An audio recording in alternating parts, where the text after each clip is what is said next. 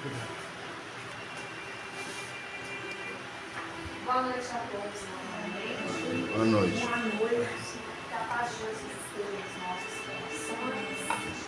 Que possamos abrir a nossa mente ao entendimento, à compreensão das palavras de Jesus e dos seus escritos. O Evangelho segundo o Espiritismo foi aberto hoje no capítulo 4. Ninguém pode ver o reino de Deus se não nascer de novo. Vou ler o início. E aí eu vou ler de cada nessa página uma parte que tem na Bíblia, que está em João, capítulo 3, versículo de 1 a 12. Essa é uma passagem de Nicodemos com Jesus, tá? E havia um homem dentre os fariseus, por nome Nicodemos, senador dos judeus. Este, uma noite, veio buscar a Jesus e disse-lhe: Rabi, sabemos que és mestre, vindo da parte de Deus. E disse-lhe Jesus: Rabi, sabemos que és mestre, vindo da parte de Deus. Porque ninguém pode fazer estes milagres que tu fazes, se Deus não estiver com ele. Jesus respondeu e lhe disse: Na verdade, te digo que não pode ver o reino de Deus, senão aquele que renascer de novo. Nicodemos lhe disse: Como pode um homem nascer sendo velho? Porventura, pode entrar no ventre de sua mãe e nascer outra vez? Respondeu-lhe Jesus: em verdade te digo, que quem não nascer da água e do Espírito não pode entrar no reino de Deus. O que é nascido da carne é carne, e o que é nascido do Espírito é Espírito. Não te maravilhes de eu te dizer que te importa nascer de novo. O Espírito sopra onde quer, e tu ouves a sua voz, mas não sabes de onde ele vem, nem para onde vai. Assim é todo aquele que é nascido do Espírito. Perguntou Nicodemos: Como se pode fazer isso? Respondeu Jesus: Tu és mestre em Israel, e não sabes estas coisas? Em verdade te digo, que nós dizemos o que sabemos, e damos testemunho do que vimos, e tu, com tudo isso, não recebes o nosso testemunho. Se quando eu te tenho falado das coisas terrenas, ainda assim não me crês, como crerias se eu te falasse das celestiais? Isso está em João 3. Essa passagem do encontro de Nicodemos com Jesus é uma passagem muito interessante, porque é uma parte que a gente pode pensar e relacionar com a reencarnação. Nicodemos, quando resolveu encontrar Jesus, o que ele pensou lá com ele no íntimo dele? Eu sou um representante de Deus. Como que eu vou procurar Jesus à claridade do dia? Ele que não é considerado, entre os que são os representantes do tempo, como digno. Então ele foi escondido no meio da noite para poder encontrar Jesus. Porque ele tinha dentro dele aquela incerteza, aquela insegurança, se realmente Jesus era dele, como se diz, o enviado de Deus. E ele vai procurar Jesus na palavra de Deus. Quando ele encontra Jesus, veja que ele já chega elogiando Jesus. Ele já chega dizendo assim: Rabi, sabemos que és mestre vindo da parte de Deus, porque ninguém pode fazer estes milagres que tu fazes se Deus não estiver com ele. Ele não perguntou nada. perguntou? Não perguntou. Ele só afirmou, só elogiou, né? E Jesus respondeu. Veja como que Jesus é uma figura assim, de um poder tamanho, que ele sabia o que Nicodemos queria. Jesus respondeu sem ele ter perguntado. Jesus responde para ele assim, Jesus respondeu assim, na verdade, te digo que não pode ter o reino de Deus senão aquele que renascer de novo. A dúvida que Nicodemos tinha dentro dele, Jesus respondeu. Ele não tinha perguntado nada disso. Mas Jesus deu a resposta. E às vezes a gente vê muitas religiões passando por cima do assunto, ignorando certas passagens. Por quê? Como vai explicar esse renascer? Se não admitir que há um nascimento. E Jesus aqui na passagem ainda diz assim, que existe o corpo, que é de carne, e existe o Espírito. E fala desse renascimento. E Jesus ainda fala para ele assim, como você não sabe dessas coisas? Por que ele fala com Nicodemos e diz, por que você não sabe dessas coisas? Porque, muito embora a população de maneira geral não tivesse um conhecimento muito aprofundado, já existia um conhecimento sobre reencarnação disseminado no meio. Já havia esse conhecimento. E Nicodemos, sendo um doutor da lei, ele conhecia sim, né? Ele tinha que conhecer. E ele, no entanto, não compreendia. Muitas das vezes a gente conhece alguma coisa, mas não compreende. Então não entra no nosso entendimento. E aqui a gente vê o quê? Que Jesus fala para ele sobre essas coisas e fala assim, poxa, mas eu estou falando para você sobre as coisas da terra e você não me compreende, imagina se eu falar para você sobre as coisas celestiais. Se a gente não entende o básico, que é a reencarnação, como que eu posso falar do reino de Deus?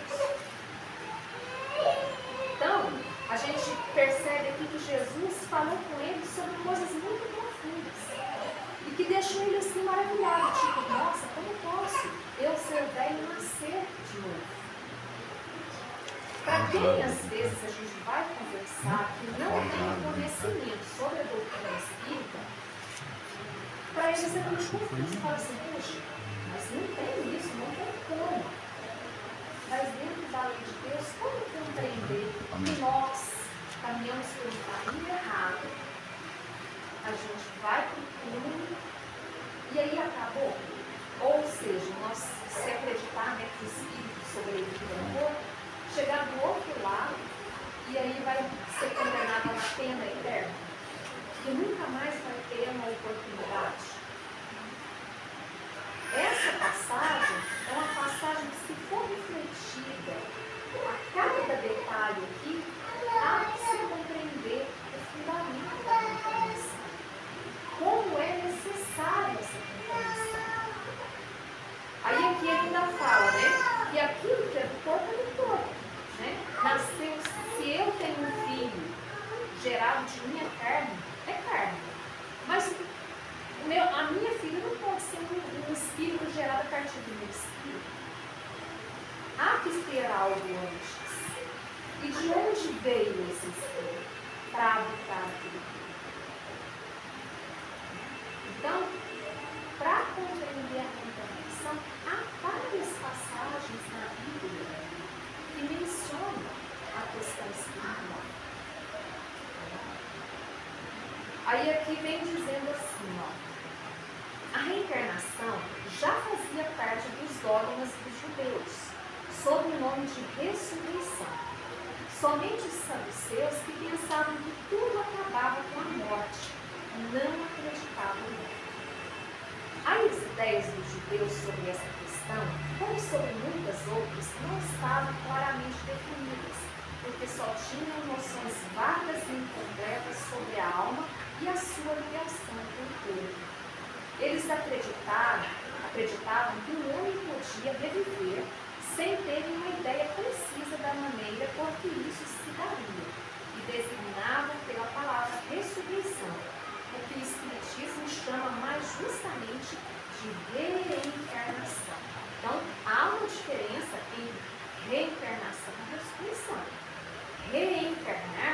é voltar a habitar no corpo de carne.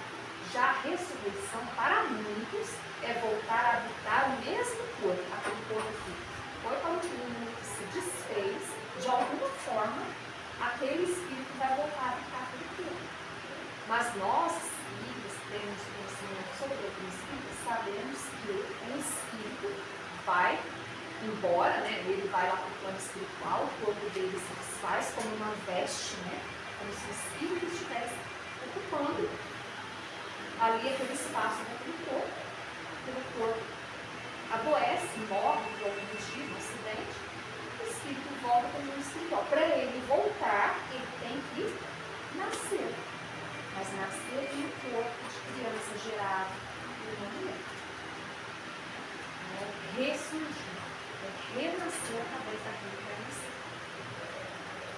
Com efeito, a ressurreição supõe o retorno à vida do próprio cadáver, o que a ciência demonstra ser materialmente impossível, sobretudo quando os elementos desse corpo já estão há muito dispersos e consumidos. A reencarnação é a volta da alma ou do espírito à vida corpórea, mas num outro corpo, novamente constituído, que nada tem a ver com o antigo. A palavra ressurreição podia assim aplicar-se a Lázaro, mas não a Elias, nem aos demais profetas. Veja essa comparação que vem fazendo aqui sobre Lázaro e Elias. Lázaro, Jesus chegou em Lázaro e tinha sido dado por morto. Então Jesus chama Lázaro de volta à vida. Ali poderia-se dizer que o espírito voltou para o corpo, para o mesmo. Mas há explicações do espírito de Lázaro que era a doença que a pessoa às vezes adormece profundamente. Todas as funções vitais do corpo ficam praticamente nulas. E aí Jesus vai lá e ressurge. Mas Lázaro eu não sei se é bem assim, porque me parece que lá na descrição fala que ele já estava alguns dias assim, que já cheirava mal, que ele já tinha até colocado ele no túmulo, que na verdade era dentro de um lugar fechado, que ele estava perto dos cidades. Já quanto a Elias, o que se diz? Elias viveu há muito tempo. E ele morreu. Tem uma passagem que Jesus diz, né, quando perguntam sobre Elias, Elias não deveria vir antes que o Messias viesse. E aí ele diz, na verdade, Elias já veio. E fizeram tanto quanto fizeram com ele. Ou seja, Elias havia ressurgido ou renascido, reencarnado, como João Batista, primo de Jesus. Aí a gente está falando de reencarnação, porque ele nasceu de novo em um outro corpo, mas era o mesmo espírito, com os débitos que ele já tinha adquirido em outras existências. Tanto é que, se vocês veem bem, o que aconteceu com Elias no Velho Testamento? Elias acreditava no único Deus. E tinha uma grande maioria que acreditava em vários deuses. E ele, na vontade de provar, né, que ele tinha razão, o que é que ele fez? Ele, digamos assim, chamou para uma revanche aqueles que não acreditavam. E falou assim, vamos ver se o meu Deus é verdadeiro e se o Deus de vocês é verdadeiro. Vamos fazer aqui uma fogueira. E vocês peçam aos deuses de vocês para mandar fogo sobre essa terra. E aí eles ficaram lá, dançaram, cantaram, pediram os deuses deles. E os deuses dele nada de mandar fogo. E depois de muito tempo, aí ele fala assim, agora é a minha vez. Aí ele vai, faz uma oração, ele primeiro joga água sobre a lama fica toda molhada, até a água escorre. E ele fala assim, agora eu que vou fazer a minha oração para o meu Deus. Ele faz a oração e simplesmente a lenha pega fogo. E o fogo, como se diz, consome até a água que tinha escondido da lenha. Ele fez parte dele, ele provou, né? Que o Deus dele era verdadeiro sobre os outros. Mas o que foi que ele fez de errado? Ele, como provou que ele estava certo, dessecou a cabeça de todos aqueles que estavam ali. Junto com aqueles que estavam seguindo ele, ele dessecou a cabeça de todos. E o que aconteceu com João quando ele não foi morto? Com a cabeça decepada? Havia um bem. O espírito era o mesmo. Por mais santo que ele fosse, depois de muito tempo, ele ainda tinha um débito, uma aplicação. Então veja que o espírito é antigo, mas ele vem com muito intuito da evolução. Não há como voltar para o corpo antigo. O corpo antigo se desfez, aquela matéria se desfez, porque tudo se renova. Né? Como diz, o que é terra voltará. Mas o espírito é verdadeiro que não irá morrer nunca. O nosso espírito, a partir do momento que ele foi criado, ele não vai ser verdadeiro. Além do que, Jesus disse que nenhuma ovelha se perderá. E não é como acreditar que após o desencarne, uma pessoa que viveu uma vida toda errada vai merecer uma pena eterna que não foi do inferno. Não há como. Tem que ter novas oportunidades. Não oportunidades para a gente pensar assim, nossa, então essa pessoa vai melhorar quando quiser. Não, a pessoa se cansa de andar no caminho. E vai ter oportunidade de transformar o seu coração. Porque nós somos criados para o bem. E é com esse olhar que a gente tem que olhar o mundo, com a fé, com a certeza, com a sabedoria divina, de que as coisas podem ser melhores, por mais difíceis que elas sejam, por mais difícil que seja a sociedade, por mais difícil que seja a nossa vida. Né? Eu falo muito, né? Então agora perguntem, comentem, duvidem, né? Questionem. Eu queria falar uma coisinha que eu gostei dessa parábola também. Quando Jesus estava conversando com Nicodemos, ele pediu para Nicodemos parar e escutar. Aí Nicodemos parou, escutou, aí Jesus falou: o que você escuta? Aí ele fala: o vento, mestre. Aí ele fala assim: você sabe que ele existe, mas não vê, sente e escuta. Quer dizer, a comparação de novo que está aí sobre nossos irmãos, nós, espíritos desencarnados, que a gente não os vê, mas consegue sentir e escutar. Né? É importante, eu acho que isso é muito boa essa comparação. Theo, Tite, quer fazer algum comentário?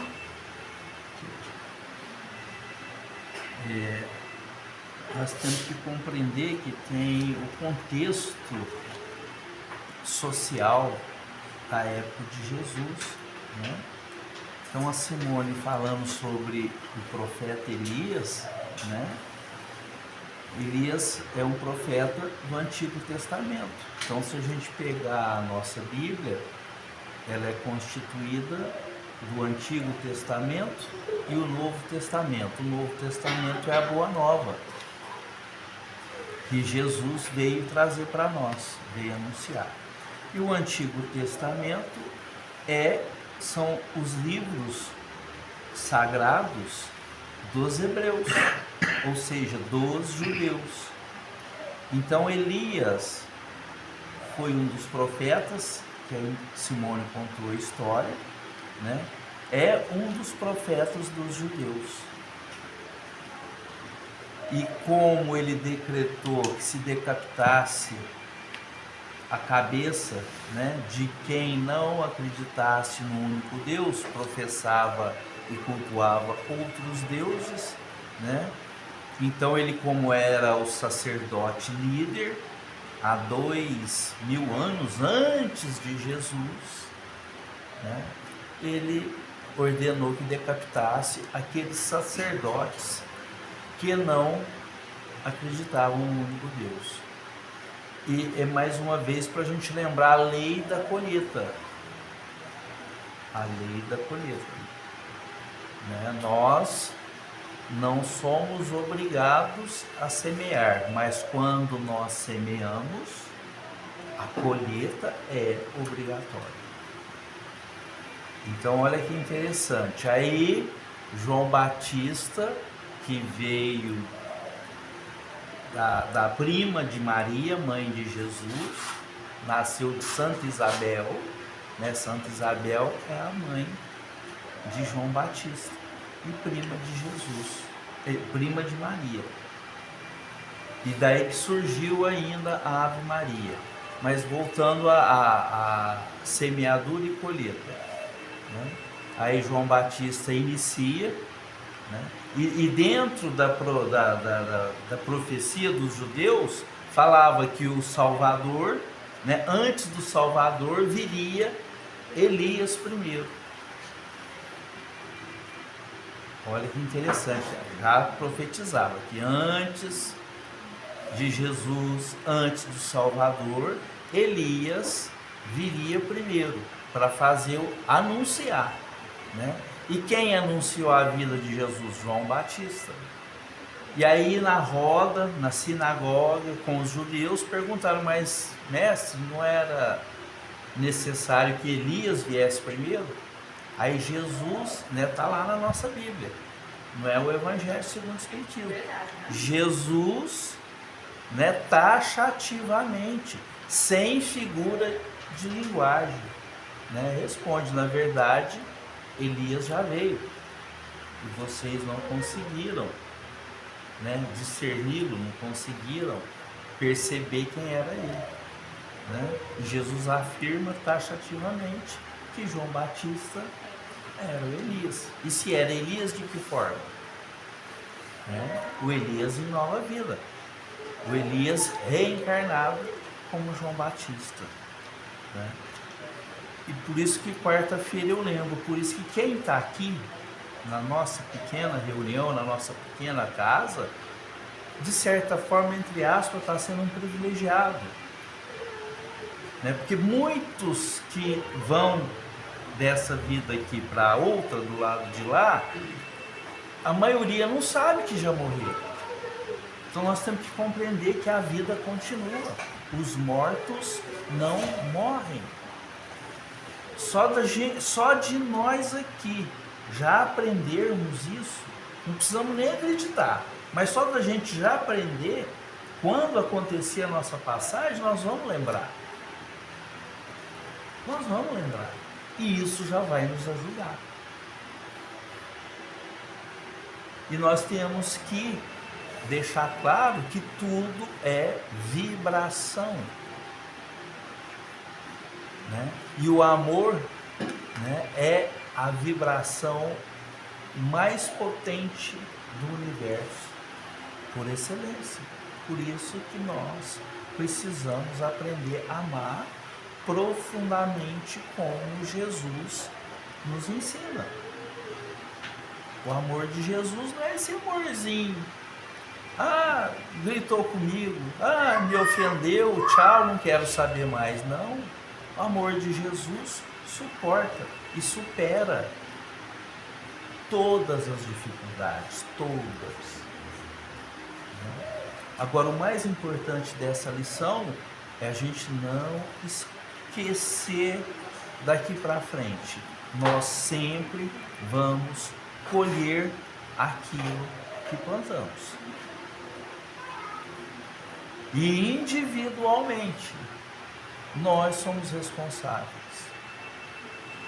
Tá? Individualmente. Esse é um estudo que, se deixar, a gente vai a noite inteira. Mas só vamos pensar, né? A semeadura, né, não é obrigatória, mas a colheita é. E nós sempre vamos colher aquilo que plantamos. Então vamos deixar o amor de Jesus entrar em nossos corações. Precisamos orar por essas guerras que estão aí nos jornais, aí, todos nós orarmos pela paz, né? E a paz tem que começar onde? Meus irmãos, minhas irmãs, em nós. A paz tem que começar em nós, no nosso trabalho, no nosso lar, na escola, no comércio, onde quer que estejamos, né? Vamos agora, nesse momento, nós vamos passar para a segunda parte, abrir os nossos corações. Hoje está engraçado, hoje está um dia muito agitado. Esse final de tarde para cá, então, uma agitação, uma ansiedade, um desespero muito grande, né? Então vamos abrandar os nossos corações nesse momento, ouvir essa música maravilhosa, que é um mantra sagrado, dirigido à nossa Mãe Santíssima. Então vamos abrir o nosso coração, pensar em nossa Mãe Santíssima, em nossa mãezinha aqui na terra. A minha não está aqui, mas estou pensando nela, né? E pensar em Nossa Senhora, né? Para que ela nos traga paz, tranquilidade, para que os nossos tratamentos dessa noite aqui possam fluir com muita força, com muito fogo, com muita disposição, e que aqueles e aquelas que tentam nos atrapalhar, que sejam bem-vindos e que sejam encaminhados nessa noite de hoje. Mas vamos abrandar, vamos buscar serenidade, né? E vamos passar para a segunda parte e vamos pedir aquilo de que mais necessitamos, né? Para encontrarmos a nossa felicidade. Porque muita gente fala, a felicidade aqui na Terra, a verdadeira felicidade ensinada por Jesus, ela jamais passa.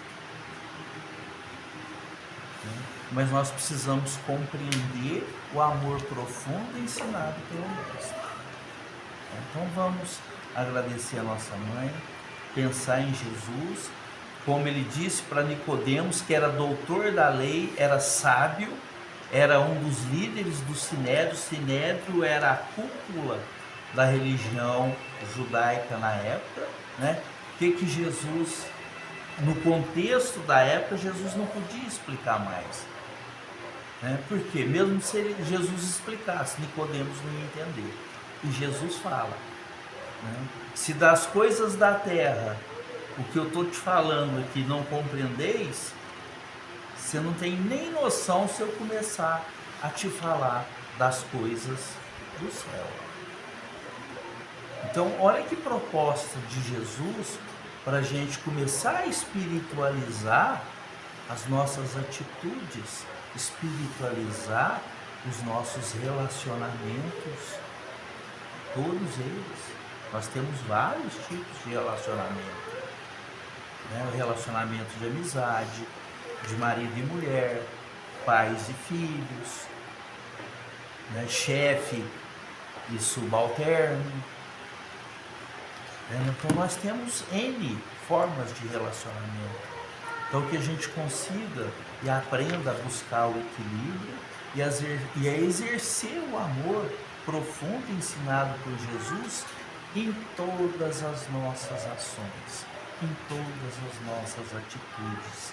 Esse é o desafio que nos é proposto em sociedade aqui na Terra. Esse é o desafio. Né?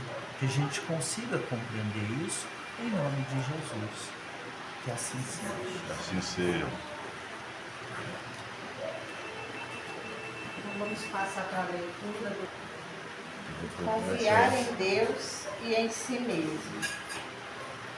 Senhor Jesus, terapeuta de todas as almas, dignai-vos assistir-nos para que possamos restabelecer o equilíbrio interior, gerando-nos mais saúde psíquica e física. Com coragem buscaremos crescimento intelectual, criativo e espiritual. Mas se não confiarmos em nossa capacidade, é provável que nada realizaremos, se não nos achamos qualificados para tomar decisões. Ficamos sem dar o primeiro passo, sem sentirmos medo das opiniões alheias. Não conseguiremos tratar as pessoas com benevolência, porque enxergamos nelas algo que nos ameace. Na ausência de autoconfiança, nosso estado psicológico fica comprometido. E diante de qualquer crítica que ouvimos sobre nós, nos sentimos julgados e nos tornamos hostis. Valemos-nos, Senhor, de vossa ajuda para trabalharmos interiormente no campo da autoconfiança e da autoaceitação. Obrigado, Senhor. Que seja.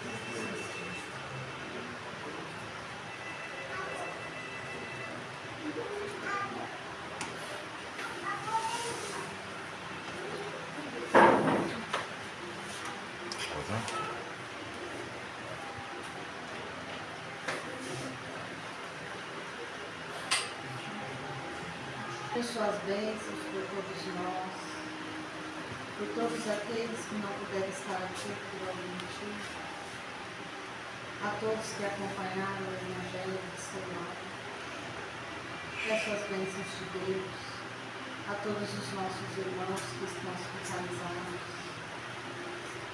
que possa estar percorrendo cada um, Senhor. A todos aqueles irmãos que estão enfermos em seus lares, a todos os idosos, aqueles que são zelados por sua família, principalmente aqueles que estão no lar de idosos, a todas as crianças, Senhor, que serão o futuro do nosso amanhã, a todos os pais e mães de família, Senhor, principalmente aos desempregados. Peço suas bênçãos a todos os nossos irmãos, dependentes dos vícios, qualquer que seja o vício, Senhor, a droga, o álcool, o cigarro, o jogo, a comida, o sexo, qualquer que seja o vício, Senhor. Peço a todos os nossos irmãozinhos que estão nos penitenciando, que necessitam tanto da vossa misericórdia, que necessitam tanto das suas bênçãos. Peço por todas as mães, principalmente aquelas que rezam aos seus filhos, que estão nas penitenciárias, que são usuários de droga, estão entregues à prática, estão nas ruas, mendigando. Possamos, pedir para que essas mães tenham bastante fé, perseverança, nunca deixem de orar pelos filhos. E assim seja. Pai nosso, que estais nos céus, santificado seja o vosso nome, venha a nós o vosso reino, seja feita a vossa vontade, assim na terra como nos céus. O pão nosso de cada dia nos dai hoje, perdoai as nossas ofensas, assim como nós perdoamos a quem nos tem ofendido. E não nos deixeis cair em tentações, mas livrai-nos de todo o mal, que assim seja, graças a Deus. E assim, damos por encerrada mais essa humilde reunião de hoje, na graça do Senhor Jesus. Que assim seja. Graças a Deus.